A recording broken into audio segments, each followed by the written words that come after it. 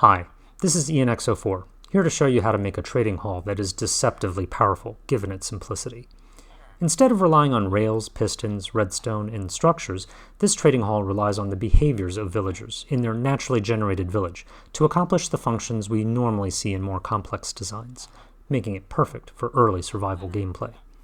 The trading hall automatically loads villagers into compact stalls and reliably links the villagers to the correct job sites.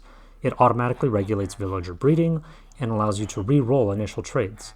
It also allows you to easily collect all of the XP orbs from trading, and with a little bit of rail work, this design can be upgraded later to let you zombify traders to get discounts. The key to this trading hall is the design of the individual stall. Each stall is little more than a hole in the ground.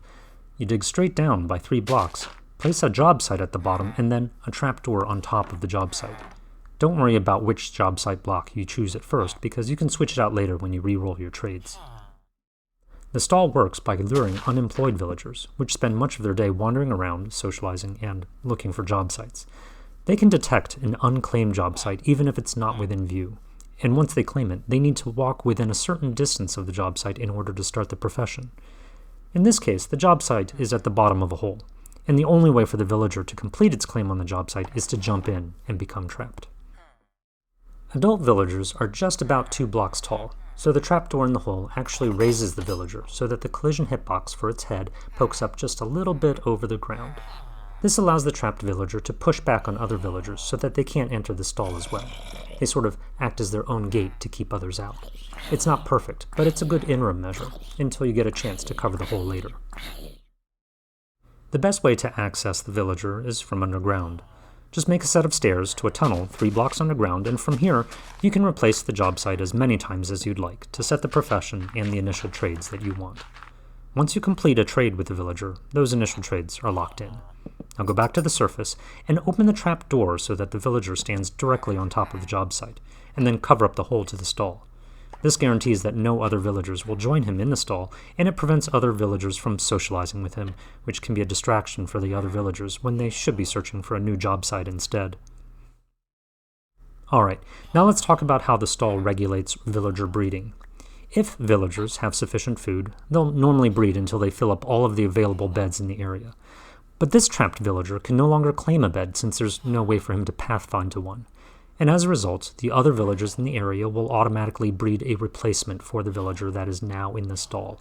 So this stall actually regulates the breeding of additional villagers so that you can later recruit them to expand your trading hall even further.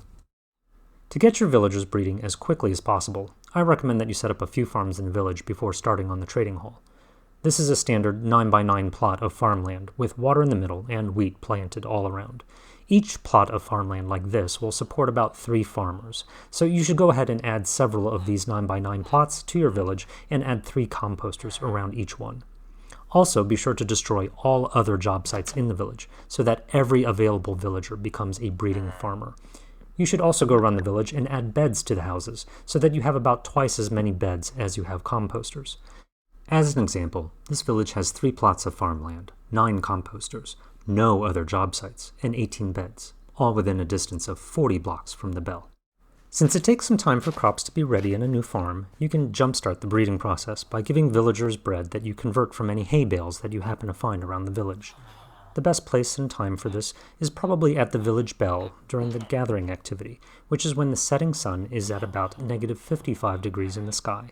When the sun reaches -27 degrees, any villagers with sufficient food will then attempt to breed. Be sure to expand your trading hall to keep pace with your villager breeding, and keep your trading hall within 40 blocks of the village bell. If you start to notice a lot of unemployed villagers roaming around, make sure that you have empty stalls set up to trap them. And keep in mind that it often takes time for villagers to find a job site. The experience can feel like watching water boil. You're usually better off doing something else productive, instead of staring at an unemployed villager waiting for it to go into an empty stall. But if you really want to speed things along, you can use a boat or a bed, or you can remove the trapdoor on the top of the job site, which makes it much easier for the villager to find it, at the expense of making it more complicated to re-roll the initial trades.